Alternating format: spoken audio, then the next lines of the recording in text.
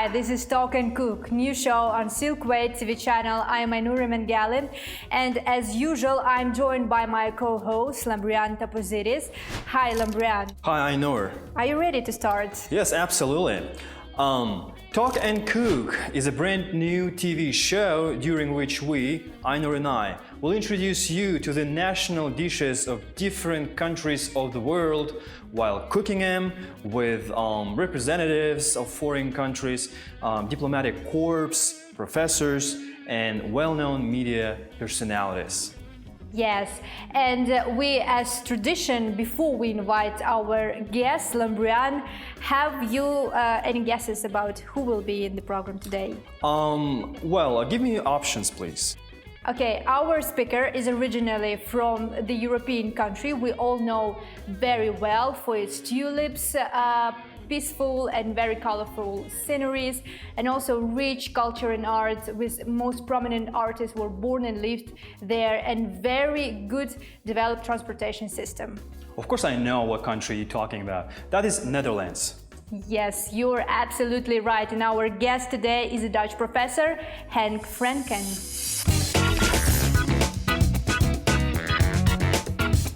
Hi, how are you? Welcome.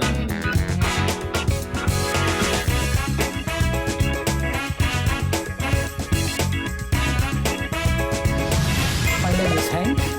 I'm from the Netherlands.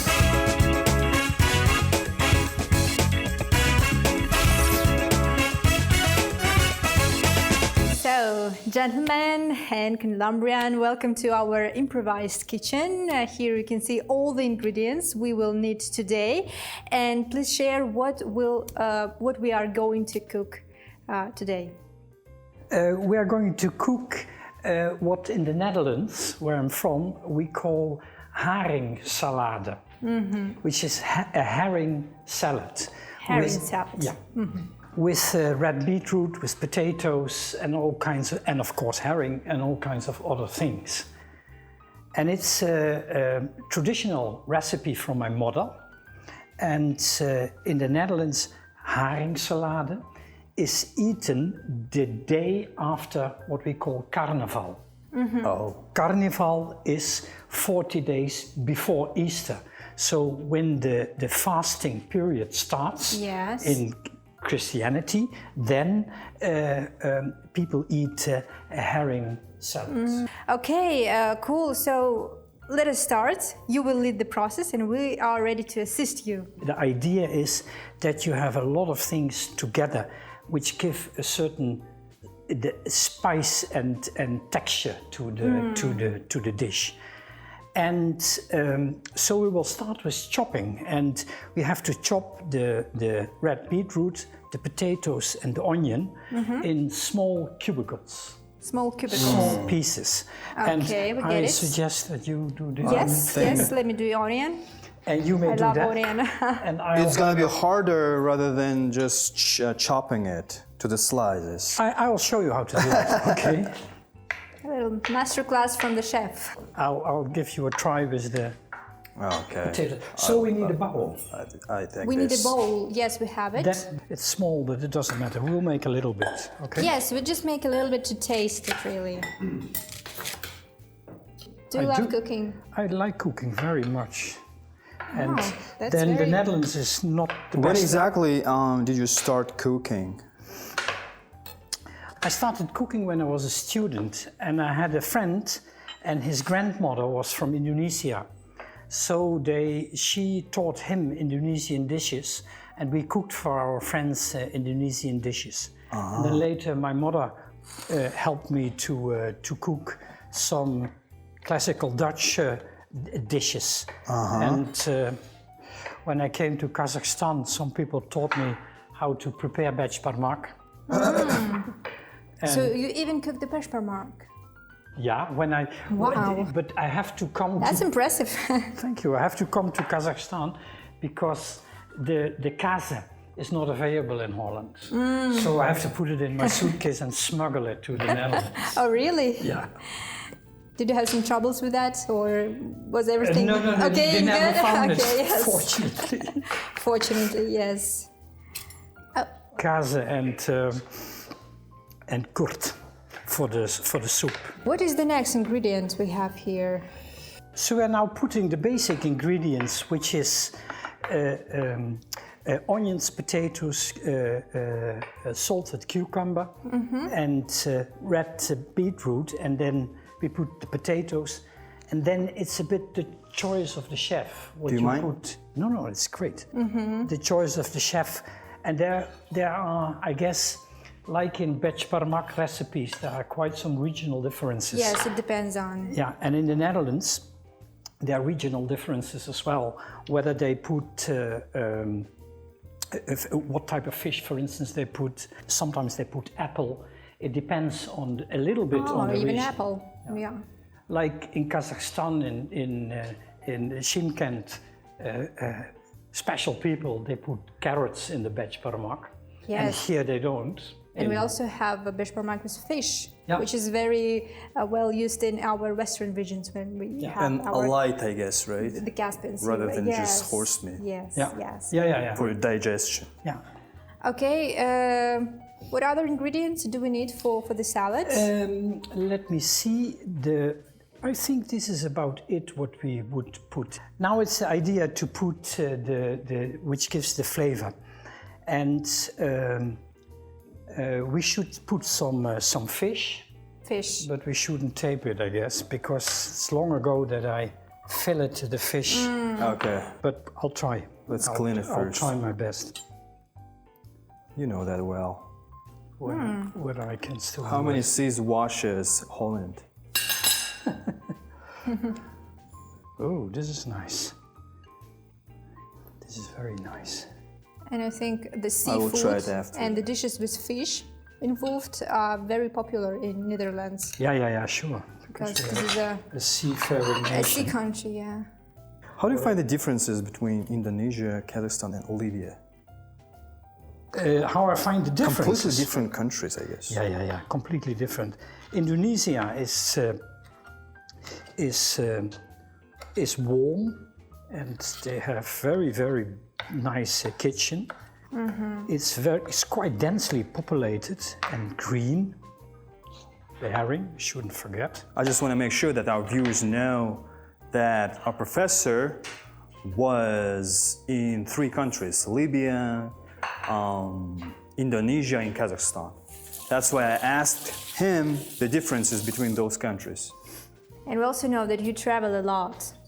You traveled a lot so far, yes. I did travel professionally quite a lot to train teachers basically all over the world. I lived for 15 years in Southern Africa, Zimbabwe, Botswana, Mozambique, and lived in the Netherlands. And then when I joined Leiden University in the Netherlands, I worked there for the last 20 years of my professional career.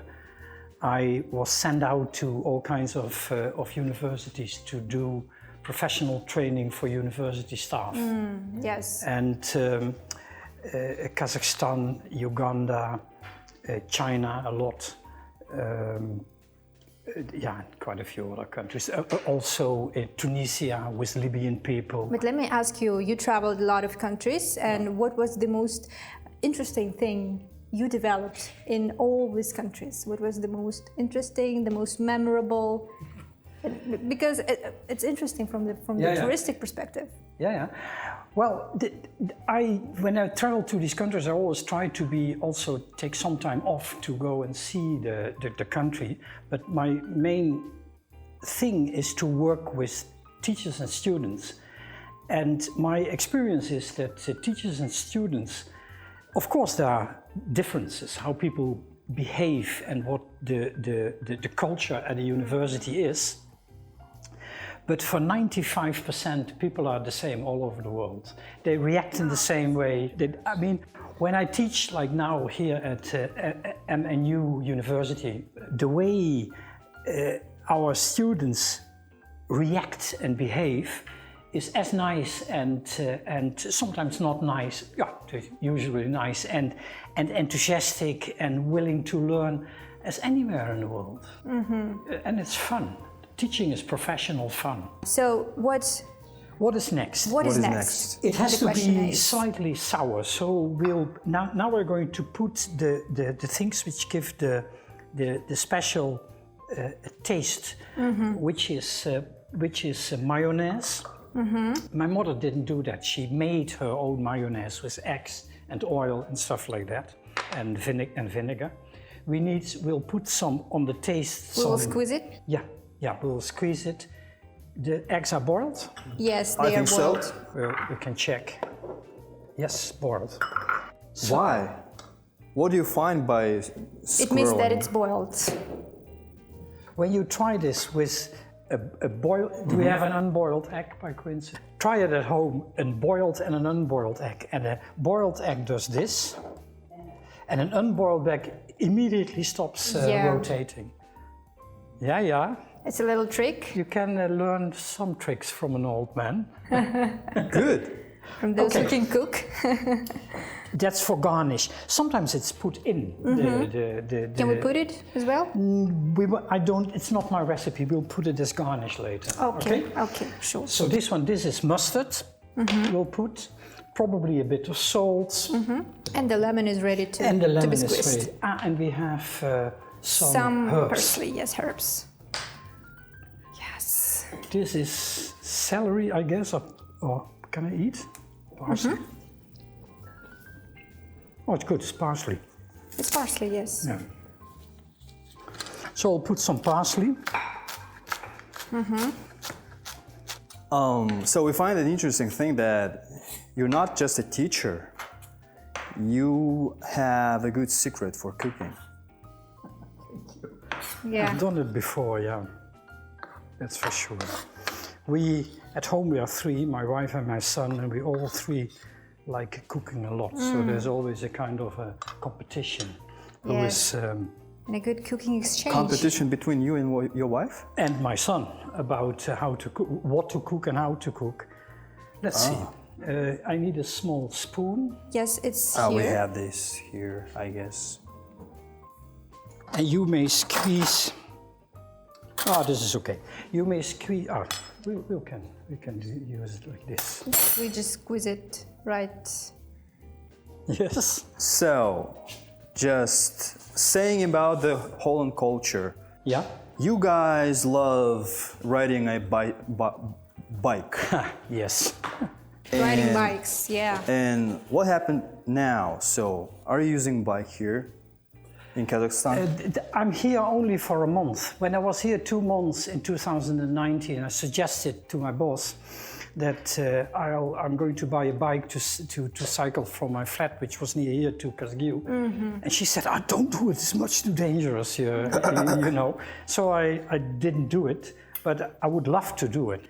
But how did it develop to the riding bikes? Become so popular, and now the bikers are, the real participants of all the. And especially for the winter season, are you doing that for winter season too? Firstly, Holland is a small country, so the distances are usually also in cities and towns not very far. That's one. Secondly, everything is flat. That also helps. The disadvantage is the wind, which you sometimes have. And there is also kind of a tradition when kids go to secondary school, you go by bike, and if it rains, you put on a raincoat and you go, Then we put some mayonnaise. I think this is about what we need. Okay. That doesn't matter. This is a final thing, I guess, right? Yes, it's mayo. Let me season it taste. for- Can I taste how Yes, you can.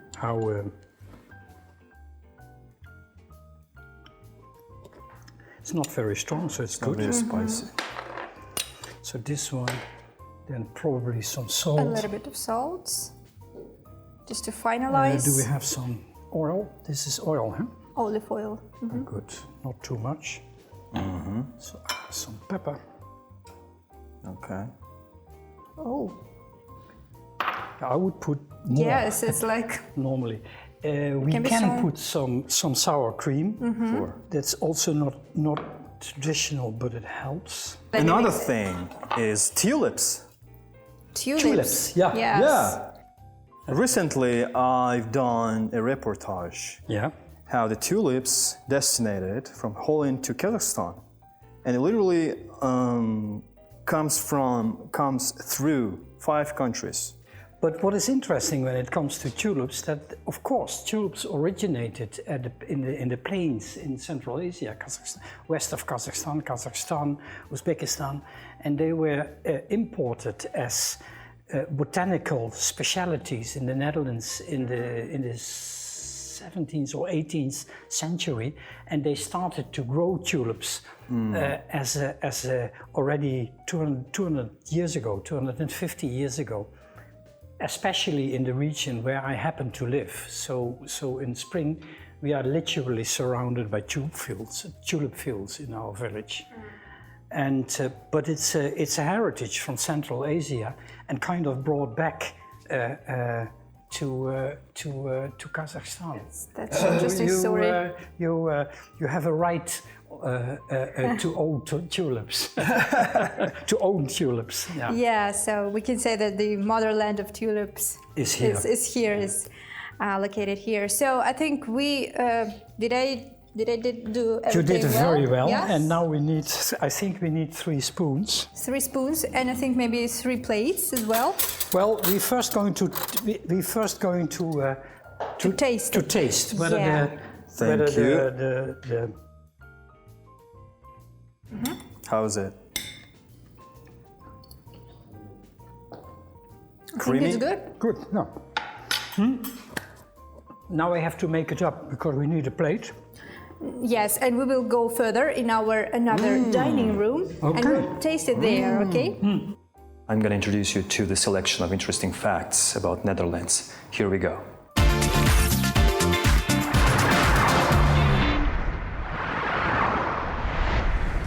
Do you know that the Schiphol airport, which is located in southwest of the capital, serving millions of passengers a year, there was once a lake in its place?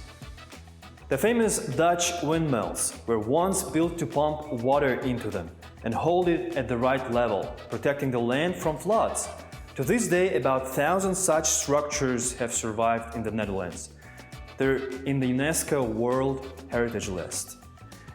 In Netherlands, it is fine not to curtain windows. This tradition goes back to ancient times and is due to the Protestant religion, which suggests that the Dutch have nothing to hide. That means there is no secrets among people.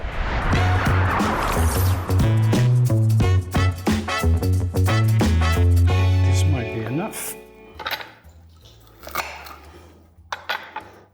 This is still very eatable, but So we have 2 chopped eggs here. And Ainur, you have the third Yes. 3 is enough, or do 3 we is need- enough. Yeah, 3 is enough. no problem.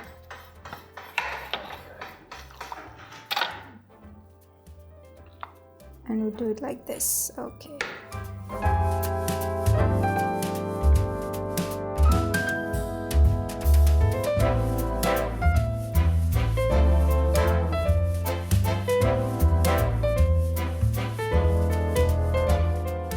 Okay. Do you think we have to eat it, you know, We can use Together, additional plates, together? yes. Can we? just from one plate? No, you usually take it from the plate on your. We could have made some small, but you take whatever you like. Some tomato for garnish. Look at that. Very professional. Very fast.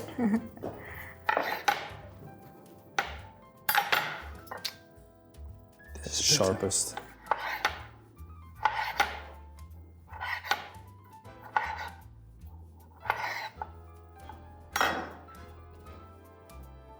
How do you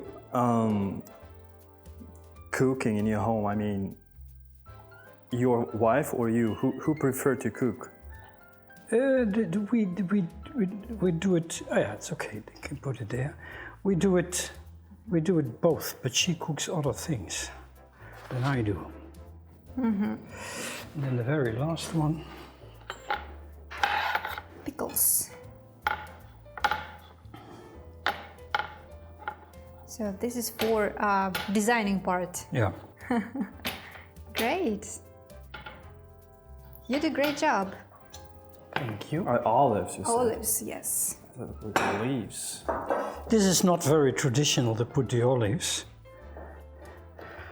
but But it will be like an extra. it adds to the show. Yes, exactly.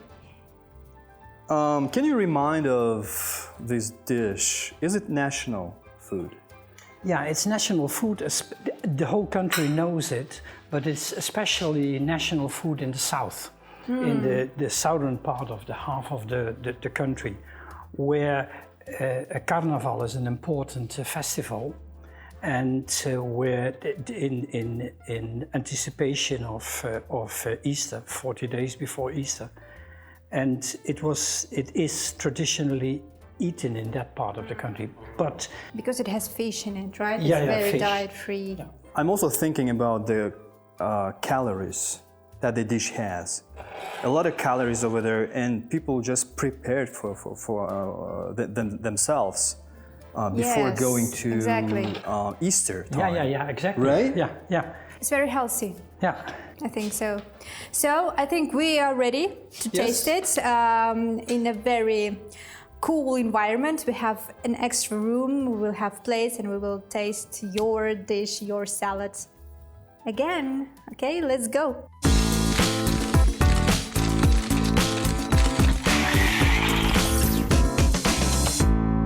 Okay, before we get started to eat our beautiful food, I wanna offer you some present for you. Here's an eclair. But it's not just an eclair. It's an eclair with a millet in it. Millet is the essential thing, exactly for Kazakh people, because in the old days, Kazakh people ate it for being powerful in your health. Millet, yes. And to feel So healthy. now we don't have that habit, but it's added to like as an ingredient to the cakes like this. Okay. Sweet. Sweet. Yes, it's sweet and tasty, and it's passed from generations to generation. generation. Yeah, so it's very You can try it. old enough. Yes. Maybe after the salad. After the salad, yes. Yeah. I can't wait to taste it. I think it will taste good. I think it's not bad. Okay. Yeah. Okay, so You may serve okay. if you like. Especially from our chef, Henk. Yes. Let's taste it. Let's taste it. Yeah. Good beat. Is it okay? Crispy. It's crispy. And the taste of fish, yes, But I you like can feel it. how creamy it is. And I think we are, as people of Kazakhstan, are very familiar with the salad actually, because we have the very similar Russian salad. We call it sельдь под шубой, right? Sure. Yes, it's very similar, but it tastes differently. So It's like for the New Year season. We have that. They indeed sometimes do it at the last day of the year in the evening. They also serve it, in Holland. There's a lot of cultural exchange in kitchen culture. Yeah. But you know, when you have certain recipes, you find them in a whole band of countries, and then this is one which starts in the south, in the southeast of the Netherlands, then goes via Germany, I guess, Poland and stuff, into Russia as well. I have a question about languages. I think my mother would be happy. yes, What languages do you speak? How many? How long? Even if you forget something. My mother tongue is Limburg, Maastricht dialect. Maastricht. Near to Maastricht. Netherlands. It's the Netherlands, which is a dialect which is actually nearer to German than it is to Dutch language. So whether that's my first language, it's debatable. But I speak Dutch, the language First of the one? Netherlands. That is a state language? Yes, exactly. I speak German. German as well. Yeah, because I was born quite near to the German border. I guess I speak a little bit of English. I speak Portuguese. I speak French. But when I was in Zimbabwe, I also learned a little bit of the local language, which is called Shona. And I speak a few words Chinese. Even Chinese. Yeah. What about Kazakh? You can say the most well-known Rahmet, Rahmet. which means thank you, Yes. or Salam, which means hello. I can say Salbonj, Oh, cool. but not yet. I can say Bazarjok. That's great. That's the most one Yes. we use. That's impressive. Okay, now I think it's time to taste. If you're Yes. up for that.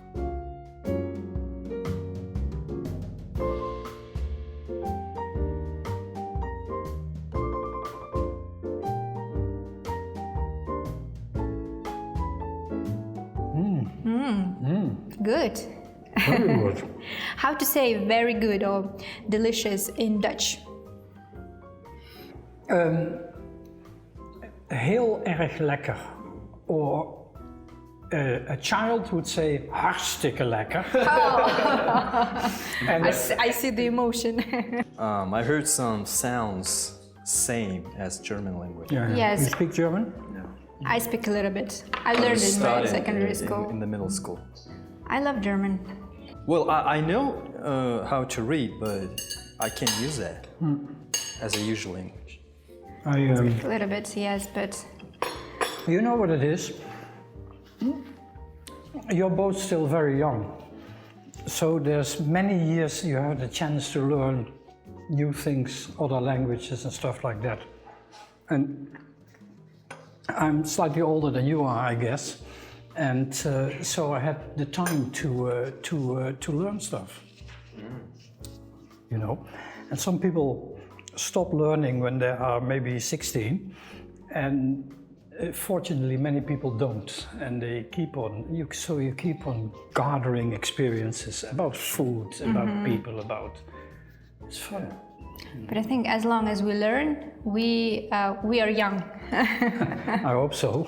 And do you meet Kazakhs often in the Netherlands? I think there is a lot of Kazakhs either studying or working now in Netherlands in different cities of your country. You know the famous writer Azoe. Mukhtar Awezov? Yeah. Yes. Mukhtar Azoev. The first Kazakh person I ever met in the Netherlands was his granddaughter. Oh, really? Yeah, she lives in the Netherlands, and I was invited to. She was with a group of Kazakh people and I was invited to tell something about Dutch education, and she introduced herself. And only later, when I was in Almaty, I said, I know this lady. Oh, do you know her? I said, okay, very nice person. And there are not many Kazakh people in the Netherlands, and I've maybe met one or two. Let us finish our delicious program today with presenting you a special gift from our program. So yes, this is dessert, Kazakh national dessert, and I think that would be very helpful to know more about Kazakhstan. Wow. And to introduce Kazakhstan to people. This is very Kazakh. Yes, this is Kazakh traditional sweet. Yeah. It's called zhent, and here you can see it's covered with different chocolates. So it's incorporated inside, and you can. It's very sweet in taste, and you can try it when you have a cup of tea or coffee with your family members or friends, telling them about Kazakhstan. Right.